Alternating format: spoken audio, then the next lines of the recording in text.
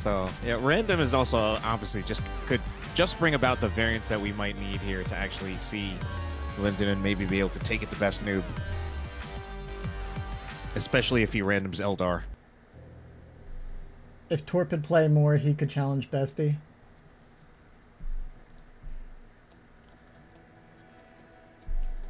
What about you, Nerlin? When are you getting back on the horse? Your name used to be up near the top as well, I believe. Alright, here we go. Our first Friday night fights with BestNoob and Lindonin. BestNoob, oh man, as the Tech Marine, Lindo as the Apothecary. Space Marine Mirror, we're going to see Tax shooting at Tax for days without dropping models. Yeah, it's interesting. I feel like it can definitely go either way here. Like the Tech Marine has the ranged firepower, obviously, to kind of gun down the Apothecary before things get too dicey. But the Apothecary is notorious for having the edge in some Space Marine early fights, considering that heal can be so impactful when you get it down on the tax. If you can stall an engagement long enough to get 2 heals, like unless you're playing really ineffectively, like you're just gonna win. Yeah, I would personally feel that the early game here would be a little bit stronger for the Apothecary, especially if you got just Tax sitting in cover, tanking damage, the heal comes in, and Tech Marine just doesn't have that kind of sustainability. And also the tier 1 builds, I mean, there's also the possibility that we might see these players just do whatever they want, but you know, traditional tier 1 builds usually lends the Apothecary towards Assault Marines, which is a little bit less likely for the Tech Marine, and if Tech Marine does go Devastator, which tends to be a little bit more common for a Tech Marine, kind of plays into the Assault Marine build. But we'll see what they get. Right now it's just the Scout, Tac, Scout. Yeah, it's even up so far as build, and both players like kind of just naturally went to opposite sides of the map. So there's been no the map is capped now, and there's been no engagement. So here comes the first firefights. The Scout's already down a lot. The Tech Marine doing what he does, picking off Scouts before the match even starts. Lindo looks like he's just going to disengage. He's going to try to push off the Scouts on the north, stall a little bit with the Apothecary, and fall back. But that does leave these 2 squads in the middle kind of stranded against a pretty wide engagement here. Yeah, the Scouts will just move away so that they'll just be unlikely to be engaged at all. But Tax could find themselves, you know, kind of be collapsed on at some point. Yeah, the Tax on the other side that they were chasing after have run away for them. I think they should just retreat now. I mean, he really wants to get this decap. It should be fine. There's a Sarge coming in, but I don't think there's going to be enough time to get a grenade. Maybe I'll be proven wrong here. Yeah, it looks like he might. If he melee. Oh, he's going for the grenade. Yep. Let's see. He throws it down. It's going to be a pretty good connection. Only tags 1 model. That's not too bad. It'll take those other guys a little while to heal up as well. But those tags were pretty healthy. Melee. I was thinking that even with the force melee, there was a possibility that he could have gotten a model there, but he got it with the grenade instead. The enemy is capturing one of our victory points.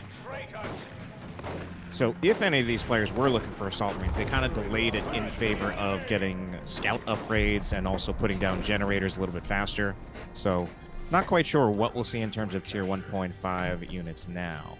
Yeah, I'm curious what the difference is between BestNoob and Lindonin right here, because BestNoob only put down the 2 generators. I guess he popped the contested node, so there it is. Okay. I was curious why he was only putting down 2.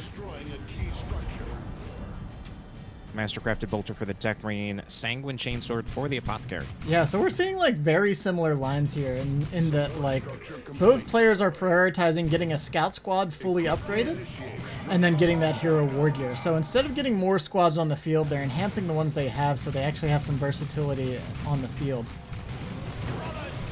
Snipe shot comes in from the Tech Marine, hits the Sarge, so it doesn't actually take out a model. Oh yeah, they still got it. Meanwhile, that Apothecary trying to tank damage, but he'll get knocked over by the Shotgun Blast. These Scouts moving in. Oh, they get a heal. Yeah, perfect. That's actually a really nicely managed engagement by Linden, and he actually kind of won that fight with fewer units, just based on his choices. Yeah, it was really solid. He has the Sanguine Chainsword, which makes the Apothecary actually pretty nice in these like kind of low damage sustain engagements. Of course, he's getting a little brazen now. Yeah, I think he probably should have pulled off.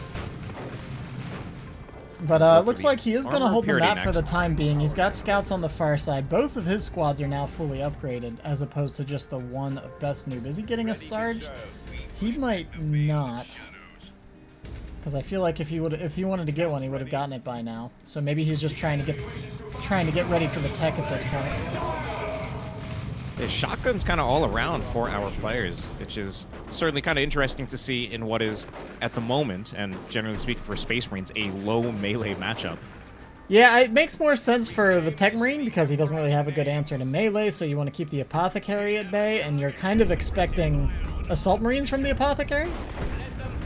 But yeah, I'm curious, I guess when you're fighting against shotgun scouts, you almost kind of need shotguns to answer to that. Otherwise, you're just going to get your scouts mowed over unless your micro's really on point and you're constantly like kiting and keeping at range.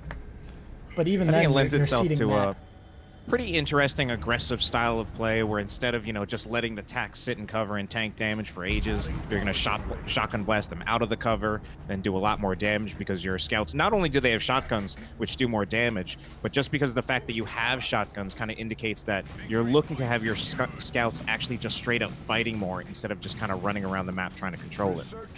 Yeah, definitely. So we've got Tax with a flamer on the far side. They're even running right past the victory point. They want to close in on the Gen Bash right here. So he's moving up with both his scout squads as Tax, converging on the power farm at BestNoob over here. Noob sees it coming. He's reacting, but it looks like his Tech Marine is still on the far side of the map. It looks like he's content to sit on the triple cap and seed the power farm. I'm not sure how this power farm will go down as we do see the shotgun scouts coming in. Oh, but now here are the reinforcements. Yeah, Reinforcements. it's only the shotgun scouts. I want to see one of these squads go off and decap that victory point because a 3-0 cap is such a huge difference from a 2-0 cap. This will definitely be the full farm here, but of course in the process, Lindonin is giving up a lot of victory points. Over 100 now against him. Oh my gosh. And even more to come. He's buying Assault Space Marines at this stage? This seems like very late Assault Space Marines. I think I would have wanted to see Tier 2, but we'll see how it plays out. BestNoob's already Tier 2. He's losing his Gen farm, but he has enough money if he wants to. He could put a... He already, he already bought the Razorback. Yeah, exactly. Meanwhile, Lindonin, like, when does he get there? Oh man, he still needs to wait for 100 requisition before he can even start it. So...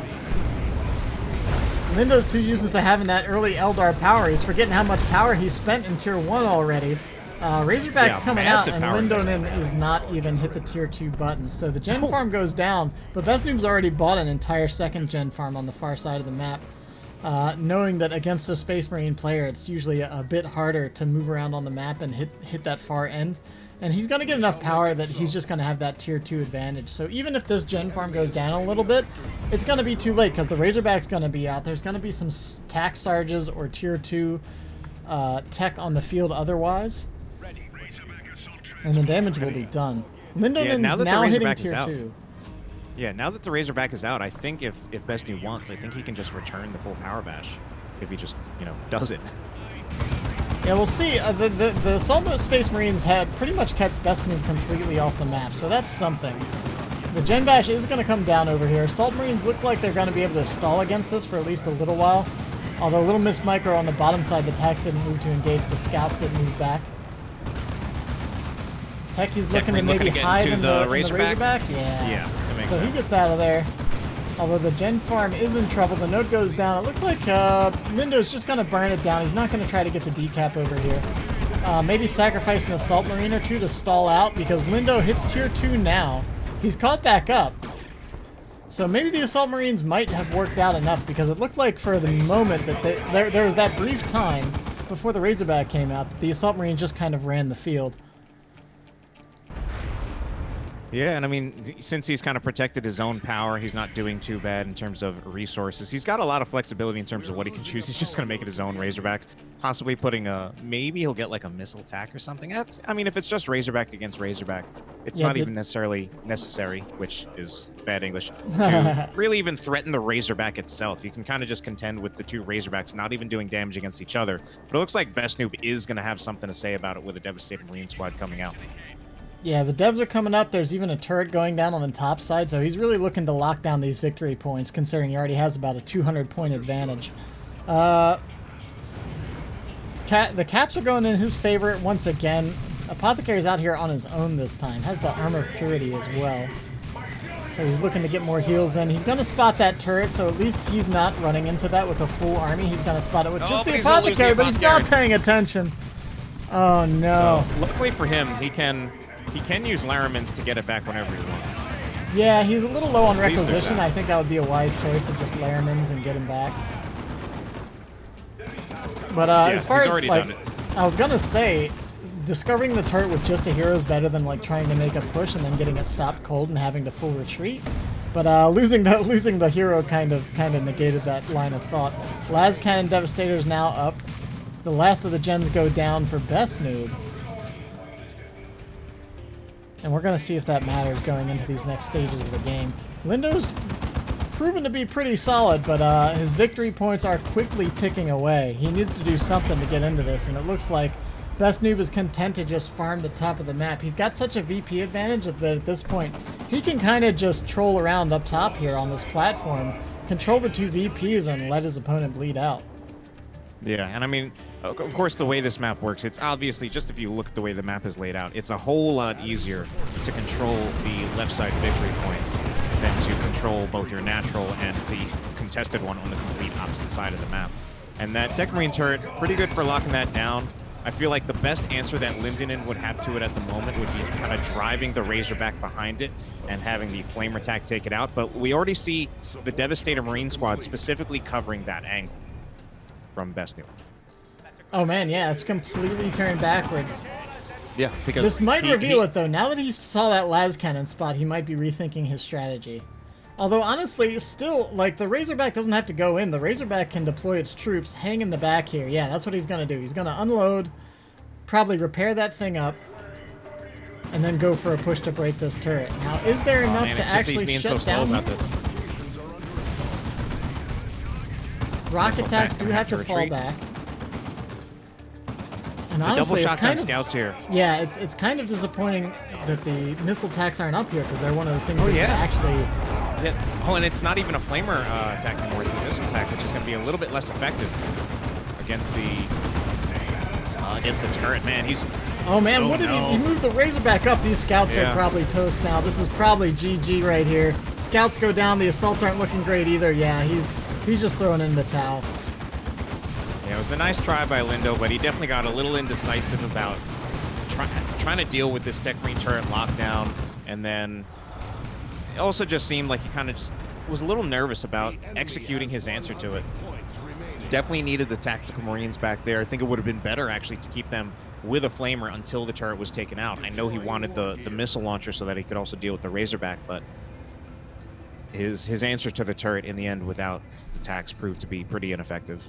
Yeah, it's very spooky going around the back like this to try to get that flank on a turret when you're placing the entire enemy army in your retreat path. And he's even got a Dreadnought out now. I feel like if he had maybe just waited a little bit and tried to get his natural VP on the left side here, instead of trying to push the turret, he could have gotten this stalled for a little bit and then sent the flamer attacks and the Dreadnought straight in.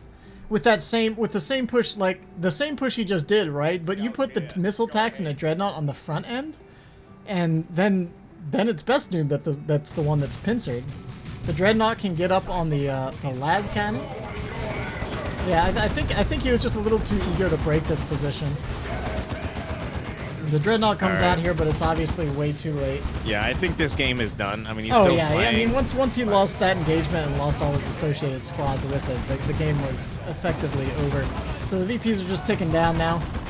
And it's going to be 1-0 for BestNoob. Let's see if Lindo can get the second game. He's going to drop attack squad.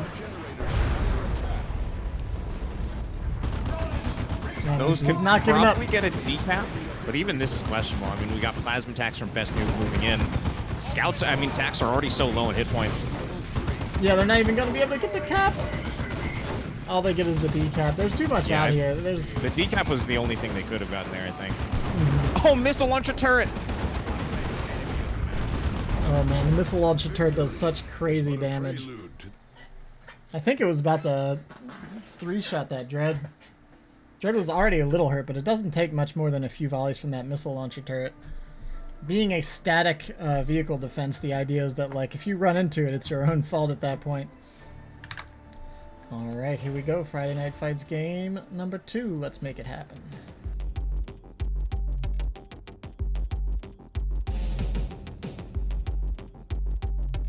We should present the group, so maybe I'll present them to... I mean, I think I've seen it. Based on what I've seen, I mean, we can even just, you know, just chat about it a little bit right now. I think from what I looked at, the projected finals to me, I think would have been Shroom versus Lindonin was in there too, right? I believe Shroom so, versus yes. probably Lindonin. Maybe someone like, I don't know, Daniel Grushin might have something to say about that. I'd have to take a second look at it, but that's kind of who I Yeah, would Grushin's project really to be in good. the finals. Was Ghost in there as well, or no? He was in there. Yeah, I think He's- I've seen he's not someone Ghost. personally- Ghost has been hosting a lot of ones. He's really actually like trying to like brush up and lock He's down not his someone I would ideas. personally project to be in the finals. Sure. So, oh man, though, going back to this game. Yeah, I mean, look who we've the got. Sorcerer. Lindonin's the I'm pretty Warlock. excited about that, and we do. I'm actually excited about both. That first of all, just having the Sorcerer excites me very much, and then Warlock is actually my second favorite hero in the game, and it's also Sorcerers and something that Warlocks. is- I feel like there's a Yeah. connection there. You And must it's play also- Mage a lot, huh? I think it's also something that's just going to be strong for Lindonin just because it's his main race. Typically, Yes. I think him as a little bit more Farseer, but I'm sure he can do quite well in the Warlock as well. Yeah, I mean, as far as I know, like Lindo's just one of, if not the Eldar guy, right? Like he's from the very beginning. I've always seen Lindo playing Eldar. Just gonna throw out a Destructor, but BestNoob with the jukes. Yeah, there he was doing a little back and forth there, trying to make sure it didn't land. He knew it was coming. It's kind of funny. I mean, normally that Destructor, it can really, considering how squishy Heretics are, you can just, if that hits them right, it can like bring them down to like 40, 30% hit points. But that one did nothing. Yeah, and even now he's like trying to dodge the Doom Blast. Both players like trying to get their little bit of micro tricks in wherever they can. Oh no, no special. I was waiting for the special attack. It didn't go down, but Warlock's gonna get out of there anyways. Yeah, He I didn't don't think manage it's to happening stall against too the much. Heretics with their melee skill. Yeah. So Rangers are coming out. Banshees on the field. Ranger's kind of like a necessary purchase in this matchup, whether you want it or not. If at least if your Sorcerer player is going to like actively be using Heretic Worship. Which, I mean, we know BestNoob will be taking advantage of whatever options Yeah, ideally, he I has. think you want to take advantage of that. The tricky thing about Heretic Worship is that it does kind of commit you to a more static play style. Since to really take advantage of it, you need to immobilize your Heretics. I think for this map, that's pretty alright, though, because the majority of the fights are going to happen in the central area there, so just locking that down with, like, the threat of invisible units, especially at times when, like, you might be adding extra units or vehicles to your Oh no, repertoire. Banshees! I think they realize they need to get out of here. Yeah, Yeah, Lindo, I mean, Lindo does a lot of, like, indirect fighting, especially with Eldar. Like, even at the beginning, like, his Warlock was in a fight he knew he wasn't going to win. He's decapping the map wherever he can. He's playing that Eldar map control game that he's so well known for. Now, meanwhile, BestNoob makes his first power purchase, the Vestments of the War, pretty much just immediately making the Ranger purchase just a little bit harder or a little bit less effective than it otherwise would be. Warlock drops a Destructor, falls back. 2 gens down, 3 gens for the Eldar. The gens went down very early for the Eldar, which is kind of what I was referencing to in the previous game, where Lindo's used to having a lot more power early on, because Eldar pretty consistently either drops 1 or 2 generators right away. Yeah, especially if you're going to go with only two of the baseline Tier 1 squads, which I think is something that's fairly uniquely Eldar. Not that other races can't do it at all, but I think you see it more commonly with Eldar than probably any other race. Oh man, a nice looking special attack on the Rangers sent them flying. The lead model goes down, but the rest are actually far enough away from the melee that it's not too big a deal. Banshee trying to pick off something on retreat there, but not quite getting it down, and Warlock again falling back. We see BestNoob with the typical Sword of Flame, Vestments of the Warp Sorcerer. That's the go-to war gear. I mean, the Sorcerer actually only has the two weapon upgrades, right? Yeah, there's only 2 weapons, and this is the only one you can get in Tier 1. Right. Now, the interesting thing here, so the Sorcerer, since he's not really like a melee tank, like generally on average his stats are not really going to hold up in a direct fight against a more tanky melee hero. So he generally loses most duels, but here with the Sword of Flame, that gave him the edge over the Warlock until the Warlock started getting upgrades of his own. So that's why we saw the Sorcerer win that head-to-head right there, but moving forward, the Warlock is going to be quite a lot more potent with that Merciless Witchblade. And we're seeing the same kind of style from this game as we did last game, really. Like, they're not going for big squad numbers in Tier 1. They're going for lots of upgrades on their squads and lots of war gear on their heroes. So we see Aspect Banshees on both the Dire Avengers. Oh, grenade! Oh man, that grenade, not quite ideally placed. Sometimes grenades do weird things. I mean, he had the suppression on the Heretics. Damage. He had the suppression on the Heretics to make sure that that wasn't a grenade that BestNoob could easily dodge, but then it didn't quite hit the Heretics full on. Meanwhile, special attack from that Merciless Witchblade absolutely doing work. Now that does 2 waves of damage, am I correct? I don't know. I don't know exactly how the behavior of special attacks work in that regard. I thought the Merciless Witchblade special hit twice. Maybe I'm wrong on that. I'll have to look that back up. I mean, but, the animation makes it look like it hits damage. like a million times.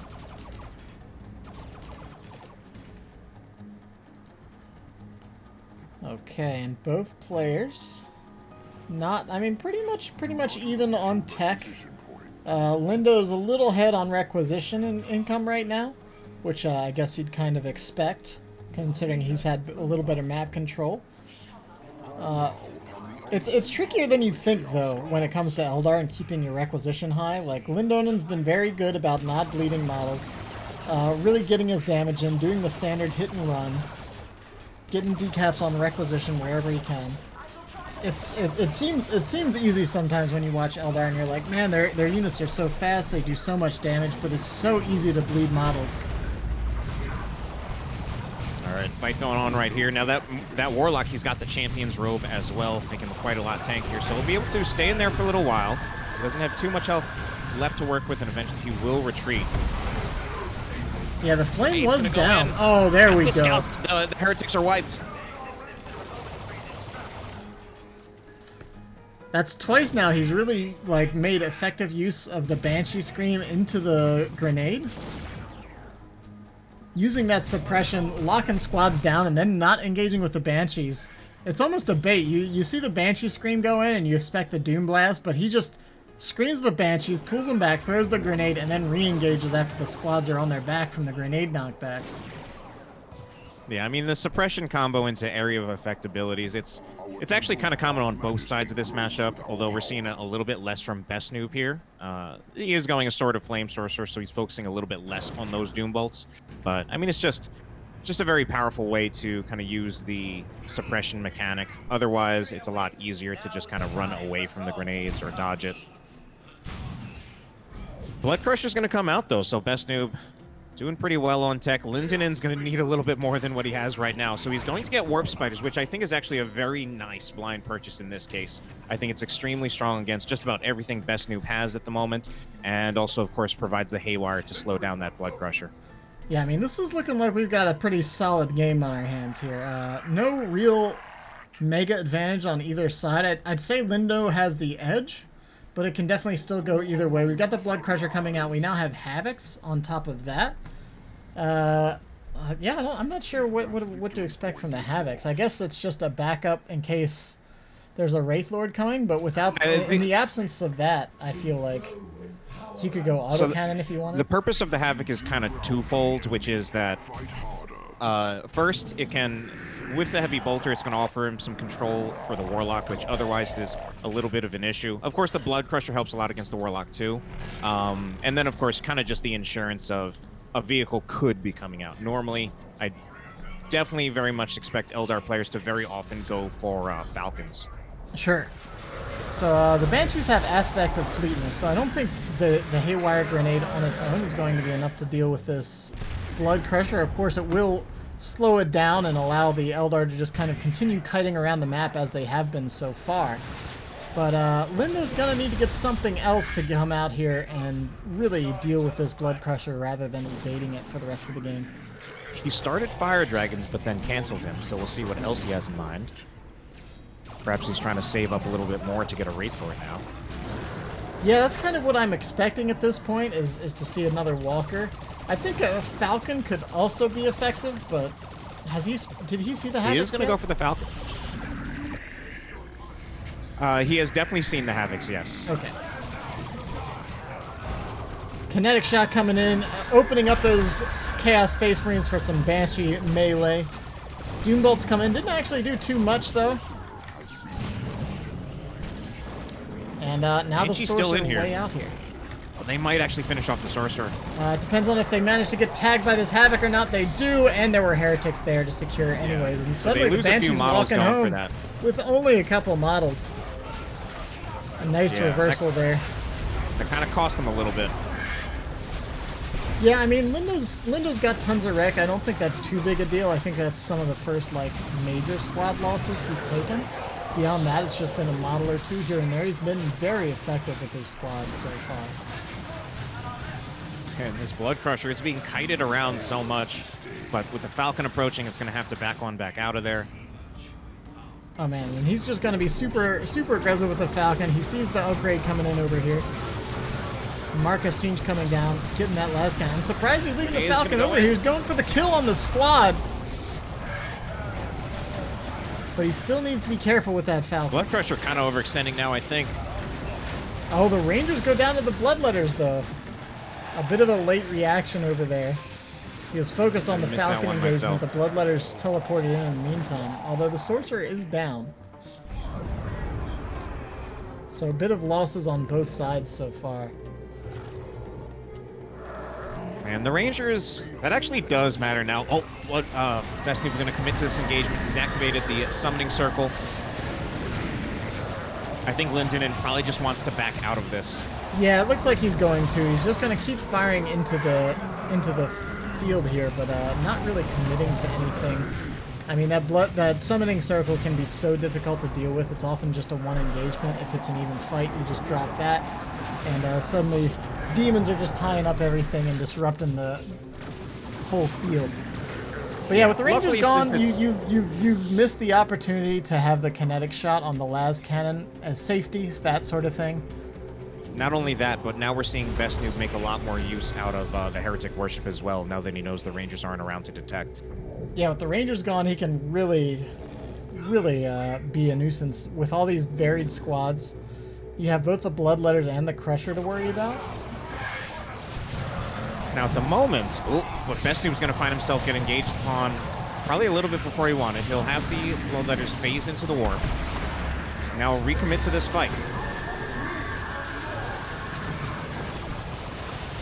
Oh, there we go. I was about to say, where's the Falcon? Lindo being almost too reserved with it. Really doesn't want to lose it, obviously, but he's heading into Tier 3. I think he's probably looking to get that shield on the Falcon here before much longer. The Banshees and Warlock are still screaming ahead. And, oh my gosh, these weakened Bloodletters coming forward. I think did he think that he had reinforced those? I don't know. The Bloodletters go focusing down. Nice pathing. He's What does that have to do with pathing? You teleported Bloodletters. I missed what happened to the Bloodletters. I was focused on the Banshees and the Warlock. Ooh, can the Falcon make it around the corner, and can they actually finish off the Blood Crusher here? They will take out the Sorcerer. I think they can take out the Blood Crusher.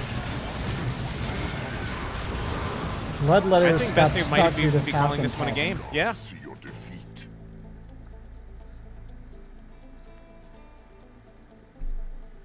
And also, Neuralin confirmed that Merciless Switchblade Special is 2 attacks. Ah, see, I do know things once in a while.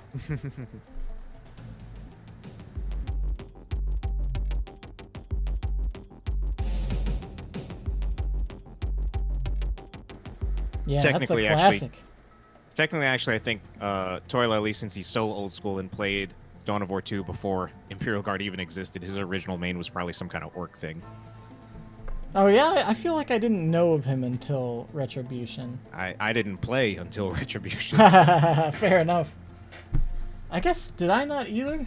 I feel like, no, I played Chaos Rising. I remember. I played, I played Vanilla. That's right. I mean, I remember there was only War Update, and then I remember Chaos happening and Blood Crushers being out of control. I mean, I played the single players. I played the campaigns for Vanilla and Chaos Rising, but I didn't start playing multiplayer until Retribution.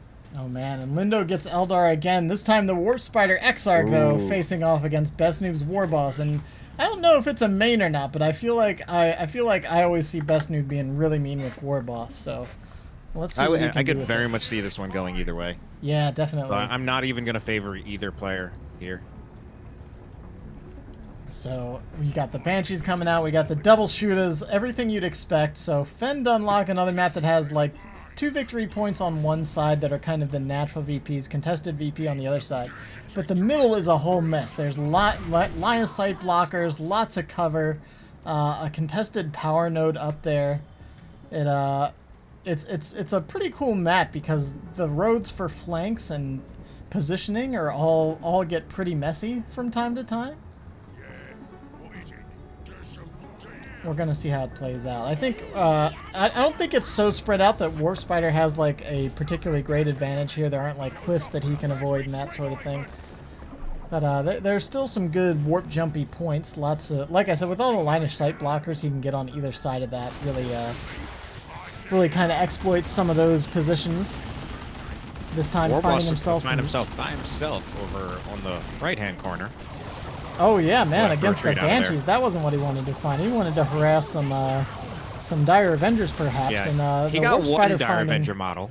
The Warp Spider, doing the same on the opposing side. But the Warp Spider, opposed to the War Boss has to retreat when he gets into trouble. The Warp Spider just blinks out and continues putting on pressure. Yeah, so those early engagements slightly favoring Lindonin. He's even going to teleport the Warp Spider Exarch into cover. He's already getting an upgrade to try to just improve his damage so that he does more against these squishy orc squads. Apparently he does not have the teleport ready that time, however, and he will need to retreat away from the sluggers. Yeah, so the improved targeters, I mean, that alone already makes his range damage quite impressive. If you throw the heavy gauge Death Spinner on top of that, he's just going to be shredding these orcs. Yeah, I mean, the improved targeters by themselves, I think that brings him almost in line with the Tech Marine in terms of damage. Plus, you're also getting the range, so it's longer than standard range. I think that brings his range to about 45 units. So we can actually outrange things like the shooters. Oh man, look at these Dire Avengers hiding way back in the corner. I think the orcs are going to sniff them out, though. They do have their aspect upgrade, so maybe they'll try to get a bomb in. Nope, it looks like they're just going to fleet afoot. Some of those wonderful feet grenades. Shoutouts to Bruce Campbell. So the Dire Avengers managed to reposition. They're at least going to have a safe retreat path now. Warp Spider, however, just ripping orcs apart left and right. Oh man, Stormboy's out for BestNoob. They're gonna find the jump. Well, they'll at least find the Dire Avengers. Dire Avengers. If they've got look at these Dire Avengers. They're just buying so much time. It's not. Oh, that grenade was an attempted retreat grenade, but doesn't actually hit anything. I thought it was going to be a foot grenade on the Stormboys. Oh, I thought it was the Stormboys, then I thought he was trying to hit the Sluggers with a surprise, but then it turned out it was a retreat grenade. I can't believe they were all the way back there to spot that. But it just goes to show Lindonin, forward-thinking kind of fella, was a little slower on the gens this time around, though. This time just now getting the 2 generators down while the Orc, BestNoob, has all 3. He's going to be a little behind on tech. Stormboy jump comes in, but doesn't really connect with anything. The Dire Avengers have to retreat, but the Banshees are in a good spot. I think the War Boss does still have his stomp, so they have to be careful with that. Oh my gosh, a lot of confusion on the pathing with those walls. Sometimes that Banshee cliff jump is a little more pain than intended. So right now it feels like Lindonin is mostly just trying to kind of outmaneuver BestNoob. A lot of BestNoob's units finding themselves kind of just being toyed with, it almost seems. For the moment, though, BestNoob does have the double cap, but we are going to see a back cap from Lindonin's Banshees. Yeah, Lindonin's been doing a good job, but the map control, all the contested points are largely going to BestNoob at this point in the game. Dire Avengers trying to pick away at the orcs, manages to get the retreat on the War Boss. Everything else kind of hanging out in the middle. 2 melee squads moving to engage the Banshees while the ranged fight continues a little back and forth. in the firefight there in the mid. And Immediate Lindonin, retreat. yeah, he just hits the retreat button. A little too dangerous to stick around with those storms and sluggers. I was wondering if we might have seen him just like hit fleet of foot and then just try to run away for them before they could even get the jump on him, but wasn't the case. So we do have the fully upgraded Warp Spider Exarch now. He's got that heavy gauge Death Spinner, as you had said before. He's got improved Warp Generator as well, which I often confuse with the enhanced Warp Jump Generator. Two war gears Yeah, with they, very similar names. Yeah, that they do need to work on different their things. naming terminology here a little bit sometimes. So yeah, the difference is, of course, the enhanced makes him able to warp further and faster, and the improved, which he has in this particular game, is what allows him to do the group teleport ability. So this isn't really an army I kind of associate with group teleport. Of course, anytime you can get Banshees into a retreat path, or even just into a solid flank, can be very dangerous. But we'll see what comes of it. That said, no, these Dire Lindonin, Avengers. again, in a bad spot economically. Grenade gonna go in though from the Dire Avengers this time on the Sluggers. Oh my god. Oh, it's beautiful. the entire squad. That was 5 models. Perfect positioning. My god.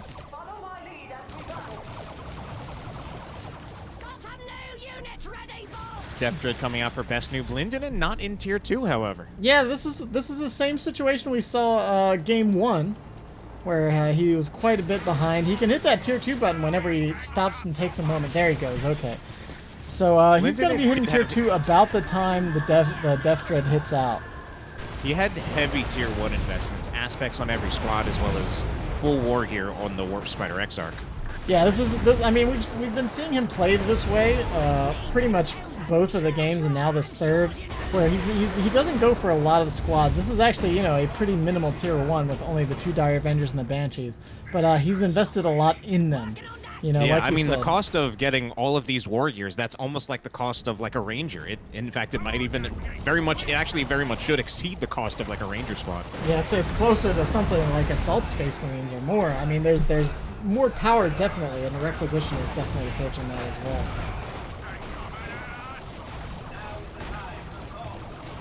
Oh my gosh, what are these Dire Avengers doing? He lost track of those. Oh It no, looks like they might be going down too. here. Yeah, even Use your popping. choppers to try to catch them on retreat. And finished off with a sink kill. Do they jump up? Yes, they do. I love that sink kill. It's so very orky. It's like jubilant, you know? It's just Yes, like... it is. Did you check out the orc song that I sent you? I did, yeah, I did. Good, good. It's very solid. Yeah, I don't know. The improved seems like unnecessary. We're gonna see if that comes into play, but right now, all it's doing is making sure this Falcon didn't get out there a little sooner. Yeah, I don't know. Like, obviously, sometimes you think of this with like a double Banshee, like cheese attempt. I think the best you do with it here is maybe like you just teleport to the power farm to try to bash it with the Banshees, or you even see if you can score a retreat kill. But surprise, there's Probably not another entirely Death Dread. 2 Death Dreads. Oh no! Surprise Death Dreads. Nice looking special attack there as well, knocking all the Banshees to the ground. Warp Spider is very injured. He needs to get out of there. Yeah, he doesn't have his teleport available, and unfortunately, there's a Death Dread coming in. Let's see. Does he manage to get the kill? Oh my gosh, he doesn't get the last shot. Warp Spider's That's incredibly called in, lucky. Yeah, Warp Spider's called in, upgrading to the aspect immediately. It's going to put a lot of threat on these Death Dreads, and BestNoob doesn't have an answer for the Falcon just yet. The most he has is the knob on the Storm Boys. And I think Lindo knows that because he's being very aggressive with the Falcon. Here comes He's the trying to make a play to Haywire. finish this off. He wants to finish off that Death Dread. The damage on the Falcon is not quite fast enough, though. No, now and with he's the gotta Storm Boy contend knob with- out here, you need to be very careful. Yeah, he's taking more damage from the Storm Boys than he's doing in return to the Death Dread now. Oh no, where's he driving? I'm not sure need he a new knows. driver. He's just continuing to evade around. He wanted to get those Warp Spires out, I guess, so he can start continuing to get the bleed in on these boys. Yeah, Of that's course, to he put the needs to be threat onto careful the with the Storm Warp Boys. Spires because they will mess with the pathing. Oh my gosh, they're taking so much Oh my damage. God, They don't oh have God, another warp. Fighters die here. Oh my Oh no. gosh, that's a huge That's such a investment huge down the loss. drain. That even might be like this game being done. So long as he can keep the Falcon alive, I think he's still alright, but losing those Warp Spiders is pretty huge. And now with a third Death Dread coming out on the field, this is going to get rough. Let's see what can come. He's looking for it. That's way too early. The Banshees still have a chance. Oh, but they're too busy jumping around in the trees. Oh man, I feel like he needed that. Yeah, getting the return kill on that squad may have been something, but now we've got 3 Death Dreads stomping around. It's going to be difficult to kite all 3 of these guys, and especially with this Falcon already so injured. It's trying to outmaneuver. I'm just going to see if they can finish off the other Death Dread, though. They might even be willing to pay a few models for it, but they're going to see if they can finish them off. They're going to have to pay a few models for it. The power damage does eventually whittle down the vehicles, but it takes a while. This Falcon has managed to outmaneuver the opposing Death Dread, though, and now just 2 Death Dreads down, along with a truck coming out here. Are we going to see some truck busters? Is he going to commit to the hard anti-vehicle to deal with this Falcon? And what else are we going to see from Lindo? Lindo is repurchasing the Warp Spiders, but he's down in map control quite a bit. It's such a shame with those Warp Spiders, because... yeah, that hurt him so much. Now, unfortunately, part of that might be... I forget. I'm trying to think... The thing with the Warp Spider Exarch upgrades, he had the Haywire from the Aspect. I believe he did not have the Exarch though.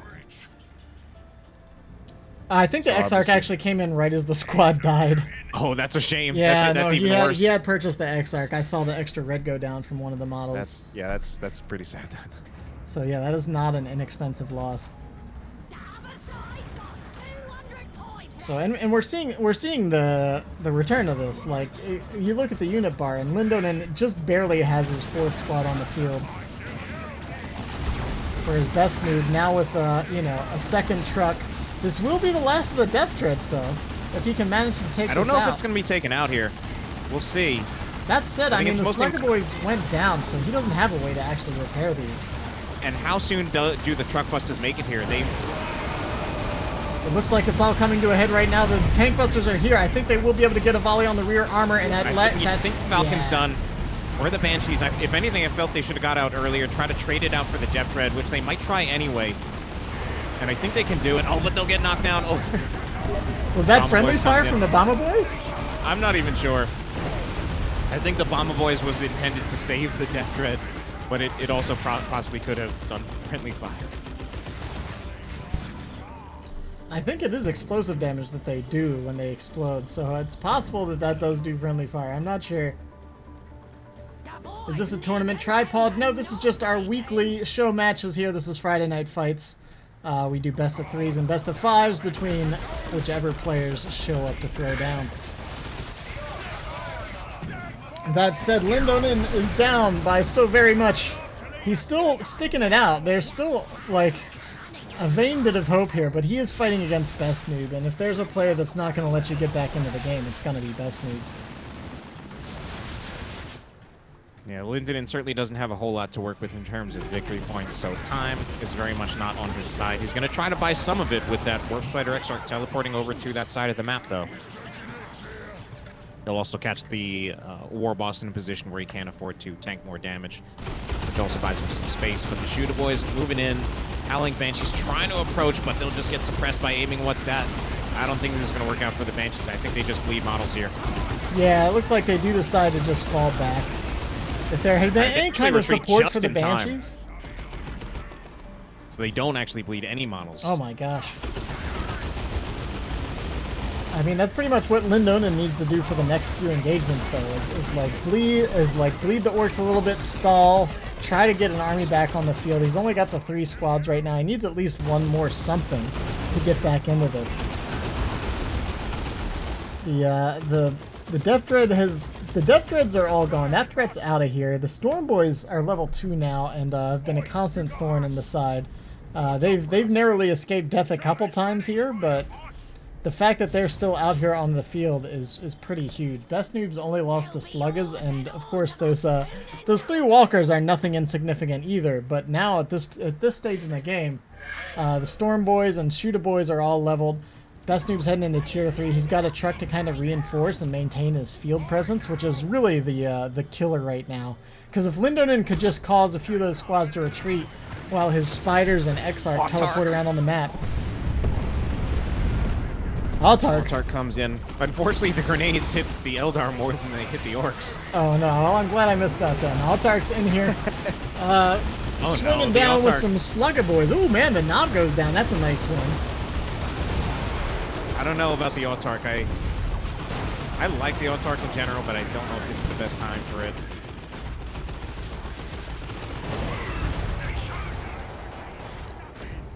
Yeah, I think they're... I mean, I guess the simple fact is Lindonin needs something else out here for map control. What is BestNoob doing? BestNoob will be donating some Storm Boys, however. Oh my gosh, if this Just gonna Storm Boy doesn't donate go that down. squad. What was the plan? Okay. Oh, he I was don't know not if he going just up went- top. He lost... Wait. He didn't go AFK, did he? It's almost looking like he's going AFK. Yeah, I think he may have dropped or something. Oh, that's so tragic. This was such a good fight.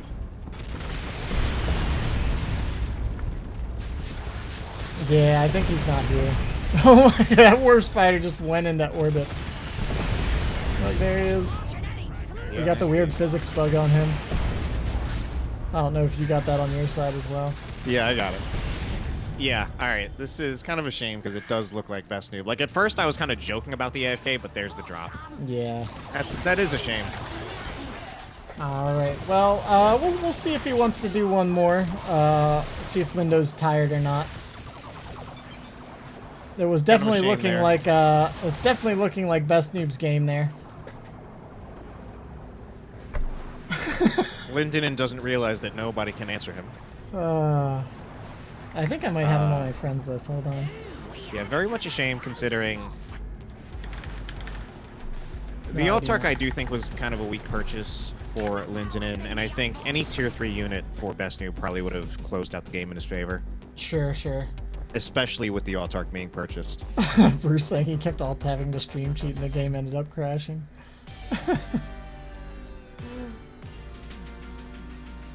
Oh dear. Alright, well, an unceremonious end to that match. We'll see if Best wants to do a rematch for the title.